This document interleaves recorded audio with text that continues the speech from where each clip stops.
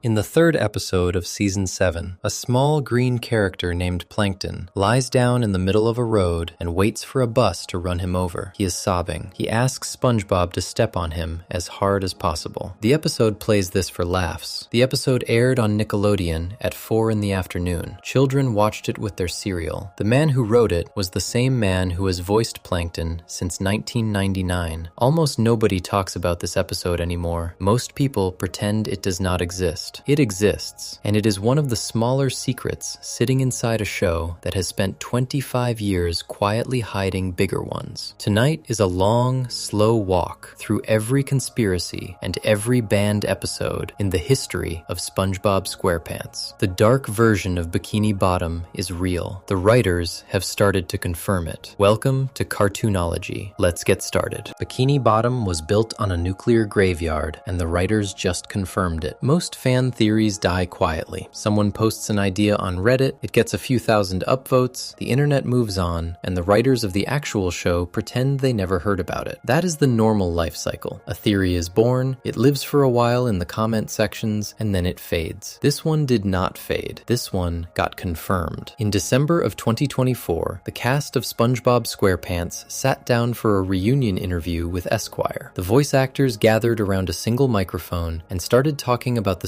strangest fan theories they had heard over the years. Roger Bumpus, who has voiced Squidward since 1999, brought up the one that had been following the show like a shadow for almost 2 decades. He said something close to this: "The theory I always liked was the one about Bikini Bottom being connected to the atomic bomb tests at Bikini Atoll." Then Mr. Lawrence spoke. Mr. Lawrence has been writing for the show since the very first season. He also voices Plankton. He has been inside the writer's room for almost the entire run of the series, and what he said next is the kind of sentence that should have made bigger news than it did. That is true. That is absolutely true. Bumpus paused. He had spent years telling fans the theory was nonsense. He looked surprised. He asked if Lawrence was being serious. Lawrence kept going. He said it had been part of the fun of building the show in the first season. He said the writers had asked themselves how far they wanted to take the apocalyptic angle. He said the idea was that the world above the surface was dead and Bikini Bottom was what was left. The world upstairs is gone. That was the phrase he used. The world upstairs is gone, and this is what is left. To understand why this confession matters, the real history needs to be on the table first, because the place the theory is named after is not made up. Bikini Atoll is a real ring of tiny islands sitting in the middle of the Pacific Ocean, halfway between Hawaii and Australia. After the Second World War ended, the United States needed somewhere remote to test new nuclear weapons. Bikini Atoll was chosen. The 167 people who lived there were forced to leave their homes in 1946. They were told they could come back when the testing was finished. They never really did. Between 1946 and 1958, the United States set off 67 nuclear weapons in the area. Some of them were dropped from planes. Some were placed on towers. Some were exploded underwater. The most powerful one, called Castle Bravo, went off on the morning of March 1st, 1954. The blast was 1,000 times stronger than the bomb that destroyed Hiroshima. It vaporized 3 small islands completely. It sent a column of radioactive ash high into the sky and rained it down on fishing boats and other islands for hundreds of miles. The people who had been moved away tried to return in the 1970s. They were forced to leave a second time in 1978 because their bodies had absorbed more radioactive material from the food and water than any other group of humans ever measured. This is the place the show is named after. Not a similar sounding place, not an inspiration, the actual location. Steven Hillenburg, the man who created SpongeBob, was a marine biologist before he was an animator. He spent years studying what happens to ocean life in different conditions. He was not a writer who picked a funny sounding name out of an atlas. He picked a place that he, as a scientist, would have known the full history of. The name was a choice. Every detail that followed from that choice was also a choice. Once you know what to look for, the show stops hiding it. Look at the way explosions are drawn in SpongeBob. When something blows up in Bikini Bottom, the cloud that rises afterward is not a normal cartoon explosion. It has a very specific shape, a wide, flat base, a thick stem rising up the middle, a round top spreading out like a flower. Anyone who has seen old footage of underwater nuclear tests will know this shape immediately. It is the exact silhouette of a real bomb cloud from the Bikini Bikini Atoll tests, recreated by hand by the show's animators, episode after episode. Look at where the characters live. SpongeBob lives inside a pineapple, which is at least a fruit. Patrick lives under a rock. Squidward lives in a stone head, shaped like one of the giant statues from Easter Island. The fish in the background of nearly every episode live inside large metal objects shaped like car mufflers and trash cans. These are the homes of creatures who scavenged what was left behind after something terrible happened on the surface. The bus that drives through Bikini Bottom is broken down and rusted. The boats are barely held together. None of this looks like a thriving underwater city. It looks like the survivors of a much bigger world making do with what fell down to them. Look at the opening credits. The shot at the very beginning shows a small island sticking out of the ocean. A pirate is reading a map. The island is empty. There are no buildings on it, no people, no animals walking around. The land above Bikini Bottom is shown as completely empty almost every time the camera goes to the surface. It looks like Bikini Atoll looked after the testing ended. Quiet, untouched, lifeless. Look at Sandy Cheeks. Sandy is a squirrel who lives underwater inside a glass dome filled with air. She wears a full-body diving suit anytime she leaves the dome. She is built like a small soldier. She is shockingly strong. She has more scientific knowledge than every other character combined. The fan theory connects her to a real fact about the Bikini Atoll tests. The US Navy kept small animals on board the test ships to study what radiation would do to them. Among those animals were squirrels and chipmunks. The theory says Sandy is a descendant of one of those test animals. Her protective suit is not a costume. It is the only thing keeping her alive in water that, by the timeline of the show, would still be deeply contaminated. Lawrence did not confirm every single detail. He did not say Sandy was a Navy chipmunk. He did not say Squidward's house was a leftover artifact from a destroyed civilization above. What he did say was the bigger frame, the thing that holds all the smaller theories in place. He said the world above is dead. He said Bikini Bottom is what is left of everything. Once that sentence exists, the rest of the show shifts, because the show is also, on its surface, the most cheerful animated series ever made. SpongeBob wakes up every morning and shouts that he is ready. He goes to a job he loves. He sees friends he cares about. He laughs at almost everything. He cries when he is sad and forgets why 10 seconds later. The show is bright. The colors are loud. The music is silly. A child watching SpongeBob for the first time sees a happy yellow sponge and a happy pink starfish doing happy things together in a happy underwater town. That is the whole trick, because if Lawrence is telling the truth, and the show really is set in the aftermath of a nuclear apocalypse, then SpongeBob is not the story of a happy sponge in a happy town. It is the story of joy refusing to die. It is the story of a creature who lives in the wreckage of a destroyed world and chooses every single morning to be excited about the day. The Pineapple House is not a gag. It is a refuge. The Krusty Krab is not just a fast food place. It is one of the few institutions still standing in a city that should not exist at all. Look at the larger map of the show through this lens. Bikini Bottom is not the only place. There are other underwater cities. New Kelp City is one. Bass Vegas is another. Rock Bottom is the most disturbing of them, a place where the lights barely work and the residents look more deformed than anywhere else. And the fan theory says Rock Bottom is the inside of one of the actual blast craters from the original tests. The deeper you go, the worse the damage gets, and the stranger the inhabitants become. New Kelp City and Bass Vegas are other clusters of survivors who have built their own separate communities in the same drowned world. The show has been mapping a post-apocalyptic landscape this entire time. It just chose to draw the map in bright yellow and pink so nobody would notice. There is something almost loving about that decision. The writers were given a setting with a real, painful history attached to it. Real people lost their homes there. Real children were born with health problems caused by what the United States did in those waters. Hillenburg, as a marine biologist, would have known all of this in detail. He did not pretend the history was not there. He built a show on top of it. He hid a story about survival and loss inside a children's cartoon, and he did it so gently that 25 years later, the people who grew up on the show are still arguing about whether the dark version is real. It is real. The writers say so now. The strangest part of the confirmation, though, is that Lawrence did not seem worried about saying it out loud. He talked about it the way someone talks about a fun secret that everyone in the room already knew. He laughed about it. The other voice actors looked surprised. Bumpus looked genuinely thrown. They had been answering fan questions for 2 decades, and most of them had been told the theory was just a joke. Lawrence let them them know, on camera, that the joke was the cover story. The dark version was the real one all along. There is a question that follows from this, and it is the question that makes the rest of this video possible. If the biggest, weirdest, most far-reaching SpongeBob theory turned out to be true, what about the rest of them? What about the theory that says each of the 7 main characters is built around one of the 7 deadly sins from the Bible? What about the theory that says the cheerful behavior of every Bikini Bottom resident is actually the symptom of a different drug habit? What about the theory that says Pearl, the teenage whale daughter of Mr. Krabs, only exists because her real mother was killed by humans on a fishing boat? For years, those theories were filed in the same drawer as the nuclear theory, fan stuff, internet noise, things to roll your eyes at. The drawer just got opened. One of them came out true. The others are still sitting in there. Before we move on, if you're enjoying this analysis, please consider subscribing. It helps the channel tremendously. Before pulling the next one out though, there is a place to start that the writers themselves keep almost confirming, then pulling back, then almost confirming again. A theory so old it has academic essays written about it. A theory the cast has been asked about so many times they have a rehearsed answer ready. The 7 deadly sins are about to come up. Section 2. The 7 deadly sins theory and why the cast won't confirm or deny it. Here is something strange about the way fan theories work. The biggest ones tend to have a pattern. Someone notices a small detail in a show. That detail connects to another detail, then another. Eventually, a frame appears that explains every weird choice the writers ever made. Most of these frames fall apart when you look closely. A few of them hold up, and then there are the ones that hold up so well for so long that the people who actually made the show start getting asked about them in every single interview, and their answers start sounding a little too careful. The 7 deadly sins theory is the second kind. Here is the basic claim. Christianity has a very old idea, going back hundreds of years, that there are 7 worst sins a person can fall into. These are sloth, greed, envy, wrath, pride, gluttony, and lust. Sloth is being lazy. Greed is wanting too much money or stuff. Envy is hating what other people have. Wrath is uncontrollable anger. Pride is thinking too highly of yourself. Gluttony is eating or consuming too much. Lust is wanting things, often other people, in a way that becomes a problem. These 7 sins have been used in church teachings, in books, in paintings, and in plays for centuries. Every art student in the world has seen them painted at some point. Every Catholic kid has heard them listed off. The fan theory says this: the 7 main characters of SpongeBob SquarePants are not just a group of friends and rivals. They are the 7 deadly sins, walking around in a yellow underwater town. Once you hear it, the matches are hard to unsee. Patrick Star is sloth. He lives under a rock. He sleeps for most of the day. In the season 2 episode, Big Pink Loser, he wins a literal trophy for doing absolutely nothing for the longest time. His own father gives the award to him. Patrick stares at the trophy and cries with happiness. He cannot tie his own shoes. He forgets things halfway through saying them. He has no job and seems to have never had a job. The show built an entire character around the idea that doing nothing is his greatest skill. That is sloth. That is the textbook definition of the sin, drawn pink and round and given a starfish shape. Mr. Krabs is greed. This is the most obvious match in the entire theory, and the show has never tried to hide it. Krabs lives inside an anchor with his daughter. He owns a fast food restaurant. He has a vault full of gold coins. In multiple episodes, he risks the lives of his employees to save a single penny. He has nightmares about giving people refunds. He cries real tears when he loses money. In the episode Squid on Strike, he charges his workers for breathing the air inside the Krusty Krab. In another episode, he sells SpongeBob's soul for 62 cents. The show treats his obsession with money as a running joke for years, but the joke is built on something serious. Krabs does not love money in a normal way. He needs it. He cannot put it down. The greed is the entire engine of the character. Without it, there is no Krabs. Plankton is envy. His whole life is spent staring across the street at the Krusty Krab and hating the fact that it is more popular than his own restaurant, the Chum Bucket. Every plan he has ever made, every machine he has ever built, every robot wife he has ever consulted, all of it is aimed at one thing: take what Mr. Krabs has. In the episode The Algae's Always Greener, the show actually lets Plankton swap places with Krabs for a day. He becomes the owner of the Krusty Krab. He gets the success he has always wanted, and he is still miserable because because envy is not really about wanting the thing. It is about hating the other person for having it. Once you take their place, the feeling does not stop. It just looks for a new target. The episode is one of the cleanest portraits of envy ever drawn in a children's cartoon. Squidward is wrath. He is angry at his neighbors. He is angry at his job. He is angry at his life. In the season 2 episode, Dying for Pie, he gets so frustrated with SpongeBob that he buys him a present. The present turns out to be a bomb, and Squidward spends the rest of the episode trying to keep SpongeBob from eating it before it goes off. The point of the episode is that Squidward learns to love SpongeBob in his last hours. The dark part underneath that lesson is that the gift was a bomb in the first place. Squidward is so full of resentment that even his attempts at kindness arrive shaped like weapons. That is wrath. The kind of anger that does not blow up in one big moment, but lives inside a person, leaking into every choice they make. Sandy Cheeks is pride. She is the smartest character in Bikini Bottom. She knows it. She talks about it constantly. She is a squirrel from Texas living underwater, and she lets every single character know that she is from Texas in basically every episode she appears in. In the season 1 episode, Texas, she gets so homesick that she begins to insult every aspect of life under the sea, while singing about how Texas is better than everything. In the season 2 episode, Pressure, she insists that land animals are stronger and smarter than sea animals, and she challenges SpongeBob, Patrick, Mr. Krabs, and Squidward to a series of contests to prove it. She is not wrong about being smart. Her inventions actually work. Her muscles are real. The pride comes from the part where she has to keep telling everyone about it. Pride is not just being good at something. It is needing other people to know you are good at something. Sandy is built around that need. Gary the Snail is gluttony. Gluttony is the easy one to misunderstand. People sometimes think it means being fat. It does not. It means consuming more than you need repeatedly to the point where it becomes a defining habit. Gary's whole personality, beyond his loyalty to SpongeBob, is built around food. There is a running joke in dozens of episodes where SpongeBob has to remind himself, often urgently, to feed Gary. In the season 4 episode, Have You Seen This Snail?, Gary literally runs away from home because he was not fed on time. The whole episode is a detective story about a hungry snail. Gary's entire emotional weather is tied to whether his bowl is full. That is gluttony in a small, sad, pet-shaped form. SpongeBob himself is lust. This is the one that confuses people the most, and it is also the one that takes the longest to explain. Lust does not only mean wanting another person in a romantic way. The original meaning of the word, the one used in older religious writing, is much wider. It is an excessive desire, a wanting that goes too far. The dictionary still keeps a second definition for lust, which is enthusiasm or eagerness pushed to an extreme. SpongeBob fits that definition almost perfectly. He loves his job at a level that nobody around him understands. He loves his friends loudly, constantly, and without limits. He loves Gary so much that he cries when Gary catches a cold. He greets every morning with an excitement that no other character on the show can match. The theory says that this excessive, runaway love for everything is its own kind of sin. Not because love is bad, because love at that level becomes blinding. SpongeBob misses obvious things because he loves the world too much to see them. His optimism becomes a wall between him and reality. Lust, in this old religious sense, is wanting something so much that it eats your judgment. SpongeBob is wanting joy that hard every single day in a town that should not exist. So, 7 characters, 7 sins. The matches all line up. The episodes back them up. The theory has been around since the early years of the show. Academic essays have been written about it. Christian groups have used it as a teaching tool. Reddit has dissected it for over a decade, and the people who make the show keep getting asked about it. In the same Esquire reunion interview where Mr. Lawrence confirmed the nuclear theory, the cast was also asked about the 7 deadly sins. Roger Bumpus, who voices Squidward, said he could see the connection between Patrick and sloth, and between Mr. Krabs and greed, but he could not really see it for the others. Then Lawrence stepped in to answer for the writers. His answer was careful. He said the idea was something like the 7 deadly sins, but also like Gilligan's Island, where each character on that old show stood for a different type of person. He said all the SpongeBob characters represent something specific, but that something is not as exact as saying this one is lust, and this one is wrath, and this one is greed. He said the matches exist, but the labels are not as clean as fans want them to be. This answer is interesting for what it does not say. He did not deny it. He did not laugh and say, no, that is not how the show was built. He said the truth was close to the theory, but a little different. The characters were designed to each each represent something, and something specific, and the 7 deadly sins map gets close to the real plan without being the exact plan. That is not a denial. That is an admission with a small fence built around it. Here is the thing the writers cannot easily say in public, and probably never will. Children's television in the United States has rules. There is a long-standing nervousness inside Nickelodeon and other kids' networks about religious content. A show that openly admitted it was modeled on a Christian list of sins would create problems. Parents would write angry letters from both directions. Some would think the show was preaching, others would think it was making fun of the church. The safest move for the writers, no matter what they were really doing, is the move Lawrence made. Yes, the characters represent things. No, we cannot tell you exactly what. The other piece of evidence comes from the structure of the show itself. SpongeBob has 7 main characters that the show keeps coming back to. 7. Not 5, not 8. 7. This is not a magic number in television. Most cartoons have 4 or 5 core characters, because that is what fits comfortably on a poster. SpongeBob has exactly 7, and each of those 7 is built around a different and distinct emotional flaw. That is not the normal way ensemble cartoons are designed. That is the structure of an old morality play, where each character on stage stood for one specific human weakness, and the audience was supposed to watch their interactions and learn something about the human condition. The fan theory has been around for almost as long as the show. The cast keeps getting asked about it. The writers keep almost confirming it. The structure of the cast keeps quietly supporting it. The matches keep holding up across episodes that aired 10 and 15 and 20 years apart. The verdict on this one cannot be the same as the verdict on the nuclear theory. Lawrence did not say the words. He did not say, yes, the 7 deadly sins are the bones of the show. He said something close to that, and then he stopped. What can be said with full confidence is this: the theory is not a wild stretch. It is supported by a clear pattern in the writing. It is half admitted by one of the show's most senior writers, and the only reason it does not get a full confirmation in front of a microphone is that the people running a children's cartoon network have very good business reasons for never letting that confirmation happen. Some theories are confirmed because the writers say them out loud. Other theories are confirmed because the writers say everything around them and leave the center untouched, and trust that anyone paying attention will know what they meant. The 7 deadly sins is the second kind. Before we move on, if you're enjoying this analysis, please consider subscribing. It helps the channel tremendously. The strangest part of all of this is that some of the SpongeBob episodes that lean hardest into these sins, especially the ones where greed and wrath get pushed to their darkest limits, do not air on television anymore. Some of them got pulled. Some of them quietly disappeared from streaming services without explanation. There is one episode that a lot of fans grew up loving, an episode about Mr. Krabs going through a midlife crisis that has not aired in years for a very specific reason, and the reason is uglier than most viewers realize. Section 3, the banned episodes, Part 1, Midlife Crustation and the Panty Raid that disappeared. There is a very specific feeling that comes from finding out an episode you watched as a kid is no longer allowed to air. It is not exactly shock. It is more like a soft jolt, the kind you get when a song you used to love comes on the radio and you finally hear what the lyrics actually said. The episode was always there. It was on the DVD. It played on Saturday mornings between cereal commercials. Nobody around you flinched. And then one day, 15 years later, somebody quietly takes it down off the shelf, and you start to wonder why. Midlife Crustation is that episode for an entire generation. The episode aired for the first time on Nickelodeon on January 24th, 2003. It was the second half of the 15th episode of Season 3. By the count the show keeps for itself, it was the 55th episode overall. This means it sat right inside the golden era of SpongeBob, the run from Season 1 to Season 3 that almost every fan and critic agrees is the strongest stretch the show ever produced. The writers were Casey Alexander and Eric Weiss and Mark O'Hare. The animation director was Frank Weiss. The voice cast was the same one that had been doing the show since the beginning. Nothing about the production looked unusual. Nothing about the airing felt special. It was a normal episode in a great season. The plot is simple enough to summarize in a few sentences. Mr. Krabs wakes up one morning and looks in the mirror and realizes he is getting old. His daughter Pearl makes a comment that pushes him further into the panic. By breakfast, he is in full crisis mode, convinced that he has wasted his life and that he has lost touch with what it feels like to be young. SpongeBob and Patrick walk in and find him sitting at the kitchen table, slumped over, looking miserable. They decide they are going to fix this. They are going to take Mr. Krabs out for what they call a big night out on around the town with the boys. The kind of night that, in their imagination, will make him feel like a young guy again. What follows is mostly very gentle comedy. The big night out with SpongeBob and Patrick turns out to involve things like trips to the arcade, eating ice cream, and asking children if they think Mr. Krabs is feeling young yet. None of these activities make Mr. Krabs feel any younger. He gets more and more frustrated. The joke of the episode, for most of its runtime, is that SpongeBob and Patrick have absolutely no idea what an actual adult night out is supposed to look like. Their version of a wild evening is a 5-year-old's birthday party. Mr. Krabs, who is supposed to be a grown crab pirate with a long history at sea, sits through all of it with growing rage. Around the 8-minute mark, Patrick reveals that the night is not over. He says there is one more activity left, the big finale of the night out. He leans in and tells Mr. Krabs what it is, a panty raid. That is the moment the episode turns into something the network would later regret airing. The three of them sneak into a stranger's house. They find a dresser in a bedroom. They open a drawer full of women's underwear. Mr. Krabs grabs a pair, raises them in the air, and finally feels young again. He cheers. He says this is exactly what he needed, the classic prank from his younger days. Then the lights come on. The owner of the house walks in. The owner of the house turns out to be Mr. Krabs' own mother. SpongeBob and Patrick had brought him to his mom's place without telling him. She catches all three of them holding her underwear. She is furious. She grounds Mr. Krabs on the spot. The episode ends with him sitting on his childhood bed, sulking, while his mother orders him to turn off the lights and go to sleep. SpongeBob, by accident, has solved the problem. Mr. Krabs really does feel young again, because he has been sent to bed by his mom. For the first 15 years of the episode's life, it was treated as a fan favorite. It got strong reviews from critics. It ranked well on lists of memorable Mr. Krabs episodes. The line about the panty raid became a quoted joke in the SpongeBob fan community. It was on the official DVD release for Season 3. It appeared on the iTunes collection called From the Beginning, Part 2. It aired on Nickelodeon at the same rate as any other Season 3 episode. Then 2018 happened, without any announcement, without any press release, without any warning to fans. Midlife Crustation stopped airing on Nickelodeon. The reruns just stopped. The episode was no longer on the schedule. It was not on the lineup. It was not in the marathons. Anyone who looked for it on the network's regular rotation found nothing. The episode had been quietly pulled from television. A reporter from IGN noticed and asked Nickelodeon for comment. The answer the network gave was short and careful. A representative said the episode had been removed following a review of the show's content, in which Nickelodeon had decided that some story elements were not appropriate for kids. That was the entire official statement. Some story elements were not appropriate for kids. No mention of which elements, no mention of the panty raid by name, no mention of why an episode that had been considered fine in 2003 and 2008 and 2013 was suddenly not fine in 2018. The timing made the reason clear, even without the words being said out loud. In late 2017, the MeToo movement had become one of the largest cultural conversations in the United States. Stories of sexual harassment and abuse, especially the kind that had been hidden or laughed off for years, were getting national attention every day. Companies were going back through their old material and looking at things they had once considered harmless and asking new questions about them. Movies were being recut. Songs were being pulled from radio rotation. Old jokes were being treated as evidence of how a culture had ignored bad behavior for decades. A scene where two characters trick a third character into stealing women's underwear from a stranger's house, played as the highlight of a fun night out, was not going to survive that filter. The fact that the woman turned out to be Mr. Krabs' mom did not soften it. The plan of the episode, the thing the characters were excited about doing, was breaking into a private home to take a woman's underwear without her knowledge. In 2003, this had been written as a goofy throwback joke about the kind of pranks adult men used to brag about. In 2018, that same scene read as a children's cartoon teaching kids that it was funny to break into a woman's bedroom and rifle through her drawers. Nickelodeon never said this in public. They never had to. Anyone who could read a calendar could see what had changed. The story did not end there. In 2021, Nickelodeon went a step further. They removed Midlife Crustation from Paramount Plus, which is the streaming service that holds almost every episode of SpongeBob ever made. This was unusual. Even episodes that had been controversial in the past had stayed on the streaming service. Midlife Crustation did not. It became one of the only episodes of the entire SpongeBob run that was not available to stream. To find it, viewers had to dig up old DVDs, search certain corners of YouTube, YouTube or pay separately for the iTunes collection. Then, in 2023, something strange happened. The episode quietly reappeared on Paramount Plus for a short window of time. Fans who had been searching for it found that they could suddenly stream it again. There was no announcement, no statement. The episode was just back. A few days later, it was removed once more. A representative for the service explained that the reappearance had been a technical error. The episode had not been intentionally restored. It had been put back into the catalog by mistake during a routine update, and once the mistake was caught, it was taken back down. In July of 2023, the situation changed for real. Nickelodeon and Paramount returned the episode to streaming, alongside the pandemic episode that had also been pulled. There was a quiet announcement this time. The episode was back. Viewers could watch it again. The official reasoning was not given in detail, but the timing suggested that enough years had passed since the original pull, and the cultural conversation had shifted enough that the company felt comfortable putting it back into the rotation. There are a few things worth sitting with about this whole arc. The first is how unusual it is for a major network to pull an episode of one of its biggest shows and then refuse to acknowledge why. Nickelodeon never named the panty raid. They never used the word inappropriate in connection with that specific scene. They gave a general statement about story elements and left the rest to be guessed at. This is the standard way networks handle this kind of situation. A precise reason invites argument. A vague reason ends the conversation. The vagueness is the strategy. The second is how the episode was treated by the people who made it. None of the writers came forward to defend the panty raid scene. None of them came forward to apologize for it either. The writers of Midlife Crustation, the people whose names were in the credits, simply stayed quiet. The voice cast did not bring it up. The show's official social media accounts did not mention the pull. For 15 years, the episode had been one of many strong Season 3 entries. After 2018, it became a thing nobody at Nickelodeon wanted to talk about. The third, and the strangest, is the way the show itself has handled the absence. SpongeBob has aired thousands of segments since 2003. The show has gone through movies, spin-offs, prequels, holiday specials, video games, and a Broadway musical. In none of that material has there been any mention of Mr. Krabs' relationship with his mother in the way the original episode showed it. The mother character has appeared in a few other episodes, in different settings, but the specific story of the night out and the bedroom and the underwear has never been referenced again. The show has acted, ever since 2018, as if that night never happened. Midlife Crustation is now back on streaming. A child watching SpongeBob today could click on the episode and see it, the same way kids did in 2003. The episode has not been edited. The scene has not been removed. The same ending plays out. Mr. Krabs is sent to bed by his mom for being part of a panty raid on her own house. What changed is not the episode. What changed is the world around it. For 5 years, Nickelodeon decided the world was not ready to keep airing it. Then they decided it was. The episode itself stayed exactly the same the whole time. Only the country around it kept moving. The case of Midlife Crustation is the cleanest example of how SpongeBob has been quietly edited by its own network for reasons the network refuses to explain. There are other examples. Some of them are scenes pulled in silence. Some of them are entire episodes shelved for years. And one of those episodes is even stranger than the panty raid, because the reason it got pulled was not about content the show had imagined. Before we move on, if you're enjoying this analysis, please consider subscribing. It helps the channel tremendously. It was about something the show could not have imagined. Something that happened in the real world while the episode was still being drawn. Section 4, Squidward Suicide